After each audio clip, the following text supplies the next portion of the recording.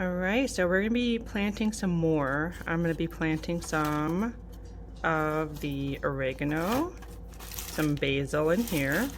So peppermint, parsley, Italian flatleaf parsley, some garlic chives, and some regular chives, just to see the difference in the flavor between the two, because I know one's supposed to taste more oniony and the other one's supposed to taste more, well, garlic.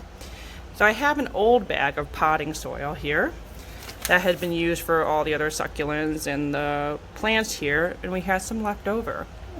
So this bag actually was dried out a little bit. So what I do is I keep it in the bag, and I put the bag on a big mixing bowl, and I slowly put in some water from the sink, and then I used the bag and kind of squished it and mixed up like that. That way you don't have the issue of water just running over the very dry potting soil and just making a big mess. It's all contained in the bag, and eventually the water gets reabsorbed so that's all nice and moist evenly again. So that's how you can contain it and use an old bag of potting soil that was just simply left over but isn't drained of the nutrients yet. And I'm going to be filling these little pots up to start them, and the intent is to have this be a mostly indoor herb garden, similar to how I have these down here. That's lemon balm right there, and that's rosemary. Those were planted by my girlfriend last year. They were brought in for the winter and they're doing very well. We can still cook with them. And earlier I started another one because I was a little overzealous and started some thyme. And they're a little bit leggy because this pot is very deep and I just completely forgot about that step. So I gotta make sure to fill up pretty close to the brim so that they don't get as leggy in this south-facing window, since I don't have a grow light. So I have to make sure they get as much light exposure as possible and as few of the shadows as possible. Echo, what are you doing? My little gardening helper over here. She always has to be around everything. I have filled it up with soil, and I don't press this down. I keep it nice and loose, and I just simply smooth it over like you would when you're baking and you just have to have an even cup of flour or sugar. I just gently smooth it over, and these are nice and moist. But before I put the seeds in, I do like to spray a little water just to make it a little bit more moist right where the seeds are going to go. That way they get to have a better chance because they're not going to be buried. These little herb seeds are tiny that I showed you, and a nice misting spray bottle works well for this purpose. So now what we're going to do with these, so this is the oregano. I'm going to gently pour this, and then I'm just going to gently press it into the top, but not bury it into the dirt itself. That way they have enough space to reach both the moisture in the soil as well as germinate the sprout.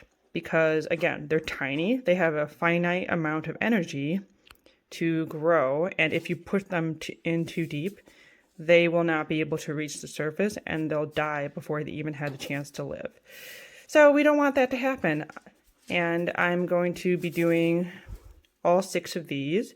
And what I will be doing next is having these leftover salad containers and put them over I'll take the lid off, but I'll put the salad container over it like a humidity dome.